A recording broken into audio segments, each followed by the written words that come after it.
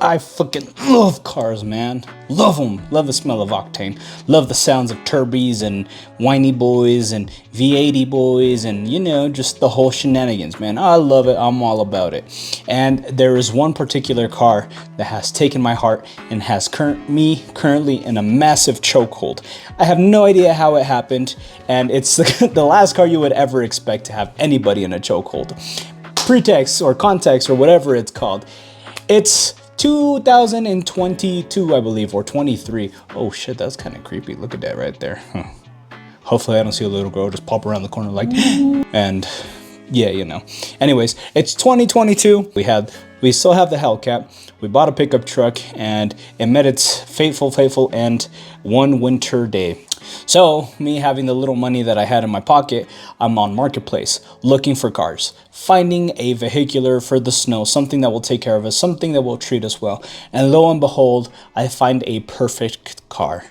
It is front wheel drive. It is notorious for being the staple and the epitome of reliability.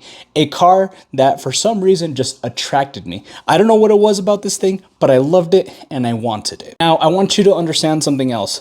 I started my fanboy life, my automotive fanboy life as a Chevy lover. That's right, me, Angel, the one with a Cummins and more Cummins and a Hellcat and a bunch of BMWs. I started my life as a Chevy guy, and it was the Murder Nova. I remember exactly being in the 6th grade, watching the Murder Nova just take off, and the thing was beautiful. I saw it, I wanted it, and I had two of them, 454 and a small block 350.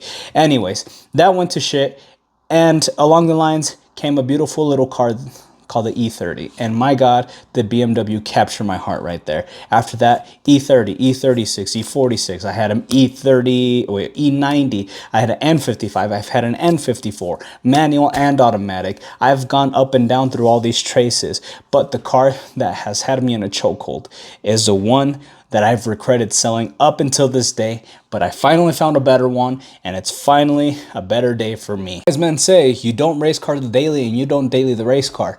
But with this car, I feel like they are 100% correct. The car that is basically known to be the golden retriever, the car that nobody expects, the car that is a sleeper by definition in every sense and form, the car that has taken my heart, and I have no idea why, but I absolutely love it to no end. This thing replaced E30s for me. Like,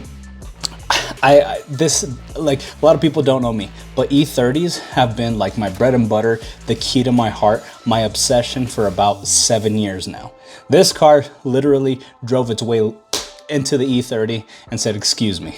And it did excuse itself because it is polite. It is the kindest car. It is reliable. It is amazing. And it is going to be my track car. That is correct. The car that I purchased came with all the goodies, all the needs, and all the know-how to become a wonderful track car. This car is going to be on 2 wheels someday, hitting an apex and making people shit themselves because they have no idea what that fucking mom car is doing on the track. Now, what car am I talking about? And I am excited to show you what it is. As the time that I am recording this, I am currently at 92 subscribers. I want to say thank you to everybody who has subscribed, my consistent watchers, which isn't many, mainly because my upload schedule is all over the place. I never know. I live in the back of a pickup truck, moving around granite marble tops. And, you know, thank you. Thank you for sticking around with me. Thank you for watching my videos. Thank you for watching my shorts. I try. My goal with this, I could care less for money, man. I want to have fun with cars. I want to do the things that I love and still pay my bills. So I guess it's a paradox. I'm not doing it for money, and I'm not being consistent because hold on, let me retrace my thoughts. So with that confusing rant out of the way, 8 more subscribers from now, I'm going to be doing a giveaway. I'm not entirely sure what it is. I do have a couple of t-shirts that I've made and pressed myself. I would like to get something along these lines going, but that's going to be a goal for another time when I have more subscribers. I'm thinking I'm going to be doing an auto detail product giveaway, whether it's maybe Adams Polishes. There's a couple of local small shops here in Colorado that do have a bunch of good detail products that carry like Rupes, they carry 3D and all that stuff. Maybe I can hit you guys up with a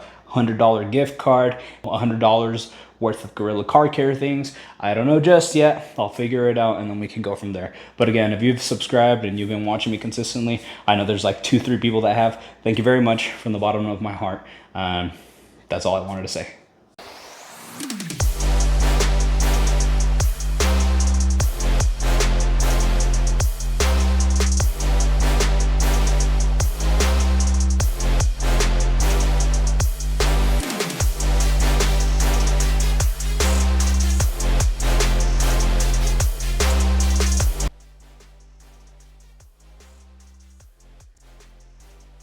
So yes, sir, this is it. This is 100% going to be the track weapon for, well, for quite some time, maybe until I decide to pull the trigger on another E30. But this is exactly what I wanted.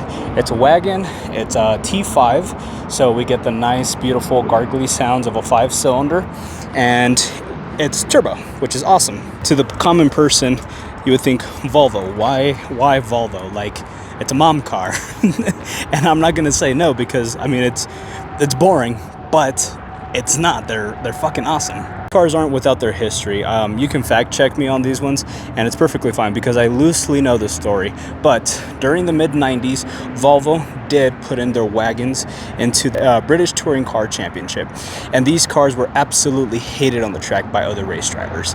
So you have a car that really, I mean, it should be hauling kids and groceries on a track, facing off against things like an M3, against Porsches, and whatever else was on that racetrack. Volvo had the A50, which is the car that they wanted to enter into the BTC, but because they didn't have any sedans and they only had wagons, they ended up building the 855, or the wagon, for the BTC.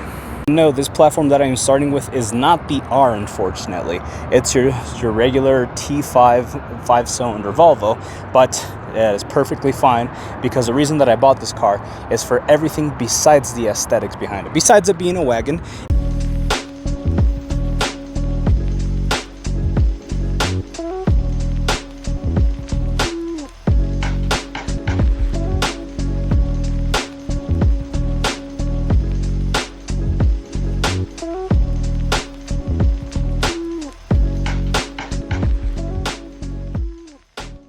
so this car already has a significant amount of mods done to it, which is awesome. The paperwork and all the maintenance history he has documented and he has receipts of. So what are we working with? We have BC coilovers, I think it's the BC2, I'll add my correction. IPD hoses as well as the Mishimoto hoses on it. We have an IPD RIP kit intercooler. We have a DO88 or DO88 intercooler and radiator. And you see there's a thick boy right there. And we have an IPD boost controller, I think it is. IPD short ram and air intake. I do want to get this guy replaced for the actual DO88 straight pipe or straight tubing, whatever you want to call it. The car has already been stage zeroed and already has all the timing components. It has all the seals, it has all the gaskets, it has everything to make it a happy camper on the track. Speaking of IPD, it came more IPD goodies, specifically the front and rear sway bar. Rear sway bar is already installed, but I do have the front IPD sway bar. It came with a bunch of man oil filters. And in the back, we have a box full of documentation, more Volvo OEM parts, and just a lot more goodies hiding back there. Here's a last story time to this situation. I bought myself a 97 Volvo 850R. And here's the thing, when I bought the Volvo, I was not aware that it was an R.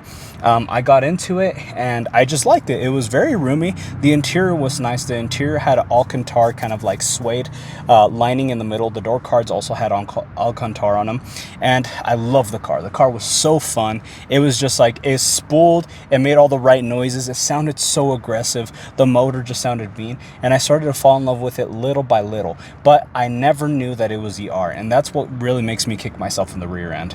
But anyways, yes, the 850R is literally the one that got away, and I have been kicking myself in the rear just trying to find the same 850R. Anyways, guys, I know that we know that the T5 is probably one of the best sounding motors ever. It literally sounds like a Viper. Just, it sounds so pissed off. It sounds amazing. I don't have a lot of battery life left, so for the rest of this video, it's not going to be any commentary coming from me. I might have a little bit of commentary towards the end of the video, but I have the 360 hooked up to my back window. It's going to be recording some exhaust clips for you. So I'm going to go ahead and drive around. Nothing too crazy, nothing too spirited driving. I am within the city limits. So we're going to do a little bit of driving just so you can hear the tones on this thing. It is straight pipe. It has a cap that helps it somewhat pass emissions, but it's pretty much straight pipe. So I hope you enjoy it. Thank you for watching the video. The next video that comes up is going to be maintenance for this thing, IPD front sway bar, and hopefully the track. If we're lucky enough, if I can make it happen financially, then we're going to be hitting the track in this thing, and possibly there will be a tune coming for it. Guys, I appreciate your time if you've made it this far. Up next, just enjoy a couple minutes of some T5R noises.